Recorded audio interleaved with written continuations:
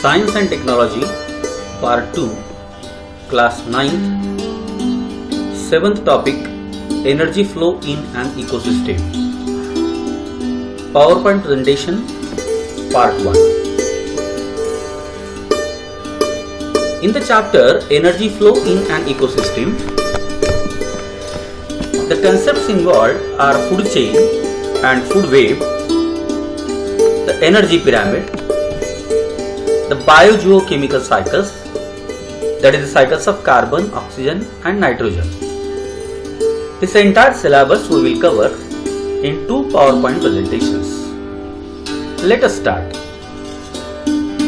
Do you know what is meant by an ecosystem? One by one we will see. Ecosystem कशाला म्हणावं? आपल्या सभोवताली असणारं सर्व काही ज्याचा आपल्या जीवनावर प्रभाव पडतो. Everything around us which has an impact on our life is called as an ecosystem. This ecosystem is consisting all biotic and abiotic factors which are having an influence on each other. So what is an ecosystem? Everything around us. Then, which are the different types of ecosystems? In broad way, we can say that ecosystems are larger as well as ecosystems are smaller. एखादं छोटंसं झाड हे सुद्धा एक स्वतंत्र ecosystem आहे, कारण त्या झाडावर असणारे सगळे बायोलॉजिकल घटक आणि त्या झाडाशी संबंधित असणारे सगळे abiotic factors they are dependent on each other. आणि लार्ज स्केल मध्ये जर विचार केला तर एखादं जंगल ही इकोसिस्टम आहे, एखादा तलाव इकोसिस्टम आहे, एखादा वाळवंट इकोसिस्टम आहे. That's why in broader way we can say that aquatic ecosystems are there, terrestrial ecosystems are there, desert is an ecosystem. Different types of ecosystems are there in which the biotic and abiotic factors are quite different and they are interdependent on each other. Third one, how do interactions takes place between biotic and abiotic factors of an ecosystem? म्हणजे जैविक आणि अजैविक घटकांमध्ये एखाद्या ecosystem मध्ये कसे संबंध असतात? Remember, the biotic factors influence on the abiotic factors. It means qualitatively and quantitatively. And in the reverse, the abiotic factors can also having influence on biotic factors, qualitatively and quantitatively. म्हणजे जैविक घटक अजैविक घटकांचं प्रमाण आणि गुणवत्ता बदलू शकतात. त्याचबरोबर अजैविक घटक जैविक घटकांचं प्रमाण आणि गुणवत्ता बदलू शकतात. They have an interactions between each other. Now we will start the ecosystems. Which are the different constituents of the ecosystem? इकोसिस्टमचा पहिला बायोटिक फॅक्टर मधला कॉन्स्टिट्यूएंट आहे प्रोड्युसर्स, ज्यांना मराठीमध्ये आपण उत्पादक सजीव असं म्हणतो. Green plants possesses chlorophyll in them. With the help of chlorophyll, sunlight, carbon dioxide and water, green plants produces the food. हिरव्या वनस्पतींमध्ये क्लोरोफिल असते. क्लोरोफिलच्या, सूर्यप्रकाशाच्या, कार्बन डायऑक्साईडच्या सानिध्याने आणि पाण्याच्या साहाय्याने हिरव्या वनस्पती अन्न तयार करतात. त्या अन्नापैकी काही अन्न ते स्वतःसाठी वापरतात. This food used by themselves and also supply to the next trophic level. म्हणजे काही अन्न स्वतःसाठी वापरतात, काही पुढच्या पोषण पातळीला देतात. अत्यंत महत्वाची जीवन प्रक्रिया आहे प्लांटच्या बाबतीमध्ये. 6CO2 plus 6H2O in presence of chlorophyll and sunlight, they are producing C6H12O6 plus 6O2, that is the oxygen gas is liberated. आता या प्रोड्युसरवर जगणारे पुढच्या ट्रॉपिक लेवल मध्ये येणारे टप्प्याटप्प्याने येणारे बायोटिक फॅक्टर्स आपण बघू. पहिला आहे प्रायमरी कंझ्युमर्स, प्राथमिक भक्षक, यांना हर्बिव्होरस असं म्हणतात, म्हणजे शाकाहारी. कुणाला म्हणावं? The organisms which directly feed on green plants. जे सजीव सरळ हिरव्या वनस्पतींवर जगतात त्यांना आपण हर्बिव्होरस किंवा प्रायमरी कंझ्युमर म्हणतो. Example grasshopper, squirrel, elephant, etc. They are directly dependent on autotrophs, that is producers. That's why after producers who is coming? Primary consumer, that is herbivorous. Then second, The organisms which get food from primary consumers are called as secondary consumers. जे प्राथमिक भक्षकांवर जगणारे आहेत त्यांना आपण द्वितीयक भक्षक secondary consumer असं म्हणतो, किंवा दुसऱ्या अर्थाने त्यांना आपण कार्निव्होरस किंवा मांसाहारी असं म्हणतो. So such type of secondary consumers are which are secondary consumers. Example frog, fowl, fox etcetera. म्हणजे बेडूक, त्यानंतर कोल्हा, लांडगा हे सगळे प्राणी ह्याच्यामध्ये येतात. These consumers use herbivores as their food. शाकाहारी प्राण्यांना खाऊन जगतात म्हणून त्यांना आपण मांसाहारी म्हणतो. काही अपेक्स कंझ्युमर आहेत किंवा टॉप कंझ्युमर. आता अपेक्स कंझ्युमर कोणाला म्हणावं? The last alive consumers in the given food chain. म्हणजे सगळ्यात शेवटी येणारे, फूड चेन मध्ये सगळ्यात शेवटी येणारे आणि सजीव म्हणजे जिवंत असणारे जे भक्षक असतात त्यांना आपण अपेक्स कंझ्युमर म्हणतो, किंवा त्यांना आपण अपेक्स कार्निव्होरस असंही म्हणतो. These are top consumer. कोण आहे त्याच्यामध्ये? Example tiger, lion etcetera. These consumers use herbivorous and carnivorous as their food. म्हणजे ते शाकाहारींना पण खाऊन जगतात आणि मांसाहारींना पण खाऊन जगतात. No other animals feed on top consumers. शक्यतो अपेक्स कंझ्युमरला जिवंतपणी कोणी ठार मारून खाऊ शकत नाही. म्हणजे अपेक्स कंझ्युमर हे जास्त शक्तिशाली असतात. जोपर्यंत ते सजीव आहेत, जिवंत आहेत, तोपर्यंत त्यांच्या चेनमध्ये ते अपेक्स असतात, टॉपला असतात. पण यांनाही खाणारं कोणी असतं. पण त्याच्या अगोदर आणखीन एक आपण बघू. The organisms which can feed on herbivorous and carnivorous those are known as omnivorous. काही सजीव असे असतात की ज्यांना जमलं तर शाकाहार करता येतो, जमलं तर मांसाहार पण करता येतो. Example humans, bear etcetera feed on herbivorous and carnivorous. कुत्रा हा सुद्धा ओमनिव्होरस मध्ये येणारा प्राणी. मांजर हा ओमनिव्होरस मध्ये येणारा प्राणी. These organisms are feeding on herbivores as well as carnivores. Now food chain. अन्न साखळी. Interactions go on continuously between producers, consumers and saprophytes. उत्पादक सजीव, भक्षक सजीव आणि मग विघटन करणारे सजीव यांच्यात सतत इंटरॅक्शन चालू असते. There is a definite sequence in these interactions which is called as food chain. या सर्वांमध्ये एक निश्चित असा सिक्वेन्स असतो, निश्चित अशी साखळी असते. Each chain consists of 4, 5 or more links. An ecosystem consists of many food chains that are interconnected at various levels. Thus a food web is formed. Food chain कोणाला म्हणावं? प्रोड्युसर, कंझ्युमर आणि सॅप्रोफाइट मध्ये असणारी चेन ही food chain इथे पिक्चोरियली दाखवलेली आहे बघा. खूप छान प्रकारे ही फूड चेन दाखवली. बघूया आपण. 1. Sun is directly giving energy to the grass, that is green plants. These are producers. Producer नंतर कोण येतं? प्रायमरी कंझ्युमर हा नागतोडा. हिरव्या वनस्पतीमुळे जगणारा नागतोडा इट इज प्रायमरी कंझ्युमर. त्याला आपण हर्बिव्होरस म्हणू. या नागतोड्याला खाऊन जगणारा बेडूक इट इज सेकंडरी कंझ्युमर हा कार्निव्होरस आहे. बेडकाला खाऊन जगणारा साप इट इज टर्शरी कंझ्युमर हा पण कार्निव्होरस आहे. या सापाला खाऊन जगणारा गरुड किंवा ससाना हा टॉप कंझ्युमर आहे किंवा अपेक्स कंझ्युमर आहे. म्हणजे हा या साखळीमधला शेवटचा कंझ्युमर आहे. पण मी मागे म्हणल्यासारखं हे सगळे जिवंत आहेत. याला जिवंतपणे कोण खाऊ शकत नाही. पण हा मृत झाला तर आता मात्र याचं विघटन सुरू होतं. Who is degrading that? These are सॅप्रोफाइट्स.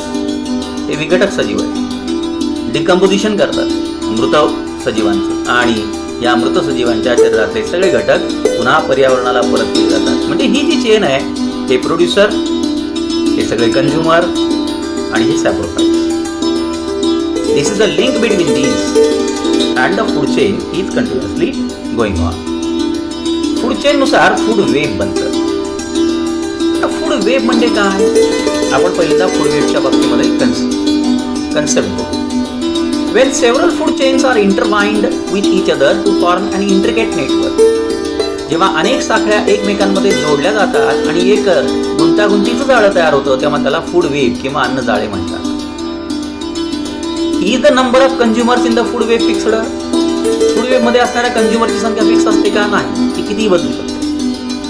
What will be the effect on an ecosystem if only one type of organism it forms the food for several different consumers in that ecosystem? अनेक कंझ्युमरला फक्त एकच organism जर अन्न तयार करत असेल तर त्या अन्नजाळ्याचं काय होईल? It will disturb, it will be totally unbalanced. Why is balance or equilibrium necessary in the food web? अन्नजाळ्यात बॅलन्स का असावा लागतो, इक्विलिब्रियम का असावा लागतो? परत एकदा आपण त्या चित्राकडे बोलूया. This is a figure, this is a picture which is given in your book. तुम्ही जर काळजीपूर्वक बघितला तर सगळ्यात खालच्या लेवलला इथे येणाऱ्या सगळ्या हिरव्या वनस्पती आहेत. These are producers. याच्यावर जगणारे प्रायमरी कंझ्युमर हे पाहिजे आहेत. हे सगळे प्रायमरी कंझ्युमर आहेत. 1, 2, 3, 4, 5 दीज आर प्रायमरी कंझ्युमर. याच्यावर जगणारे सेकंडरी किंवा अपेक्स कंझ्युमर इथे आहेत. सेकंडरी आहे तिथे, त्यानंतर टर्शरी, अपेक्स. आता बघा, एकाच कंझ्युमरला किंवा एकाच कार्निव्हरसला फक्त एकाच ठिकाणावर अन्न मिळत नाही किंवा तो एकाच ठिकाणावर अन्नासाठी अवलंबून राहू शकत नाही. त्याला अन्न मिळवण्यासाठी अनेक मार्ग चोखाळावे लागतात. उदाहरणार्थ हवा आहे, tiger can get food from this zebra, he can get food from monkey, he can get food from deer, he can get food from wolf, fox etcetera, और this tiger can get food from this rabbits. इथे बघा, या अन्नजाळ्यामध्ये अनेक जण एकमेकांचं भक्ष्य आहे, ते एकमेकांना जोडलेले आहेत. These number of food chains are connected to each other to form an intricate network. एक गुंतागुंतीचं जाळं बनतं, याला आपण फूड वेब म्हणतो. आणखीन एक फूड वेब मी तुमच्यासाठी दाखवतो. हे बघा, ग्रास. पहिली फूड चेन बघूया आपण, grass hopper, frog, snake and eagle. दुसरी फूड चेन बघूया, grass, small bird, directly eagle. तिसरी फूड चेन बघूया, glass, squirrel, bird, directly eagle. आता बघा, समजा साप हा बिचारा दिसला. सापाला अन्नासाठी फक्त फ्रॉगवर अवलंबून राहता येत नाही. त्याला जमलं तर स्मॉल बर्ड खावे लागतात, त्याला जमलं तर थोडे मोठे बर्ड खावे लागतात, त्याला जमलं तर स्क्विरल पण खाता येतं. So these are connected to each other. Then this complicated और intricate network is said to be what? Food web. याला आपण अन्नजाळे असं म्हणतो. या अन्नजाळ्यामध्ये ट्रॉफिक लेवल असतात, म्हणजे पोषण पातळ्या.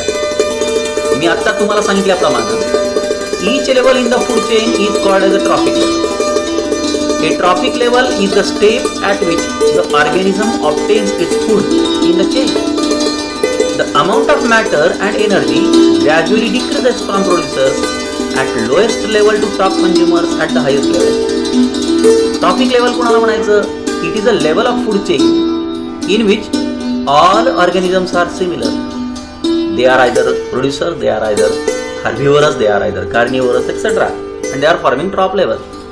These trophic levels are forming energy pyramid. See here, this is the energy pyramid. Energy pyramid च्या सगळ्यात पायथ्याशी कोण येतं? All producers. That is green plants. Green plant वर जगणारे herbivorous first trophic level मध्ये येतात. Herbivorous वर जगणारे carnivorous second trophic level मध्ये येतात. Carnivorous वर जगणारे omnivorous किंवा मग apex consumers, they are coming in third and fourth. So these are the trophic levels in which the different types of living organisms are present and such type of energy pyramid is there. ही एनर्जी खालच्या पातळीकडून पुढच्या पातळीला दिली जाते. किती दिली जाते? Nearly 5 to 20%. म्हणजे एका पातळीत येणारा सजीव पुढच्या पातळीला ऊर्जा देत राहतो. देताना सुद्धा कसं होतं? तो काही ऊर्जा स्वतःसाठी वापरतो, काही ऊर्जा पर्यावरणाला प्रदान केली जाते. Some of the amount of energy is utilized by themselves. Some is given to the surrounding and only 5 to 20% energy is given to the next trophic level. इथे येणारे जे सजीव आहेत त्या सजीवांनी मिळवलेल्या एकूण ऊर्जेच्या काही ऊर्जा they are using themselves. Some energy is given to the surrounding while only 5 to 20% is given to the next trophic level. जेवढी काही ऊर्जा या टप्प्यात मिळते, out of that some of the energy is used by themselves, some of the energy is given to the surrounding and only 5 to 20% is given to the next topic. म्हणजे ऊर्जा पुढे पुढे सरकते. अर्थात ही मिळते कोणाकडनं? It is taken from sun directly. सूर्य सरळ सरळ ऊर्जा प्रोड्युसरला देतो आणि तिथून पुढे पुढे पुढे सरकते. पण लक्षात ठेवा, कधीही ही ऊर्जा सूर्याला परत केली जात नाही. The energy which is obtained in the energy pyramid is never given back to the sun. That's why in energy pyramid the flow of energy is said to be unidirectional. आता बघा, think about it. What happens to the energy during it transfers from producer to apex consumer? Does it remain trapped in the apex consumer? Does it remain in the body of the apex consumer till its death? म्हणजे ऊर्जा कशी होते हे बघा, ऊर्जा पुढे पुढे पुढे सरकत जाते. इथे ट्रॅप होते का ती अपेक्स कंझ्युमर मध्ये? ओमनीवर्षानंतर येणारे अपेक्स कंझ्युमर इथे ट्रॅप होणार का, अडकून पडणार का? तसं झालं तर हे विश्व किंवा ही इकोसिस्टीम नीट चालू शकणार. After death of these apex consumer, all the nutrients, all the substances are reverted back to the environment, to the ecosystem. It will not be trapped. Otherwise, the balance will not be there. What would happen if the energy remains trapped in the body of apex consumer even after their death? What will happen if there were no decomposers like microbes and fungi in nature? दोन्ही प्रश्नांची उत्तर बघा. Energy जर वरच्या tropic लेवलमध्ये trap झाली तर पुढे एनर्जी खालच्या सजीवांना उपलब्ध होणार नाही. समजा अपेक्स कंझ्युमर मध्ये येणारे सगळे जशा तसे राहिले असते, त्यांचं डिकम्पोजिशन कोणीच केलं नसतं, तर काय झालं असतं? The nutrients will not be supplied again and again to the universe. They should be recycled. That's why there is an important role of decomposers in the ecosystem. As and when the apex consumers are dead, their bodies are decomposed. किंवा कुठल्याही trophic level मध्ये dead झालेल्या सजीवांच्या बाबतीमध्ये बघा, कुठल्याही trophic level मध्ये dead झालेल्या सजीवाच्या शरीरातील सगळे घटक पुन्हा पर्यावरणाला परत करण्याचं काम डिकम्पोजर्स करतात. After the death of apex consumer, their energy becomes available to the decomposers. Fungi and other microorganisms decompose the bodies of dead animals. They are called as decomposers. In the process of obtaining food from the remains of organisms, decomposers convert them into simple carbon compounds. These substances easily mix with air, water and soil. From there, they are again absorbed by plants and incorporated into the food. म्हणजे होतं काय? कुठल्याही tropic लेवलमध्ये मृत झालेला सजीव ज्या क्षणी मृत होतो तिथून मग त्याचं डिकम्पोजिशन सुरू होतं, विघटन सुरू होतं. कोण करतं? Micro organisms. They decompose the body. The decomposes process of obtaining food from the remains of organism. Decomposers convert them into simple carbon compound. बघा, हे फार महत्वाचं आहे. विघटक सजीव त्यांच्या शरीरातील सगळे complex compound simple carbon compound मध्ये रूपांतरित करतात आणि हे सगळे पुन्हा एअर, वॉटर, सॉइलला परत केले जातात. Once again they are recycled in the ecosystem. आता बघा एनर्जी कशी दिली जाते. ही एक ॲक्विटिक एनर्जी पिरामिड तुम्हाला दिलेला आहे. पाण्यातला फायलोप्लॅंक्टन, झू प्लॅंक्टन्स, फिशेस, ह्युमन्स. म्हणजे हे पहा, नील हरितशैवाले, त्याच्यावर जगणारे झू प्लॅंक्टन, त्याच्यावर जगणारे मासे, फिशेस, त्याच्यावर जगणारे ह्युमन्स. समजा असं गृहीत धरूया की या नील हरितशैवालांकडे 10,000 किलो कॅलरी एनर्जी आहे.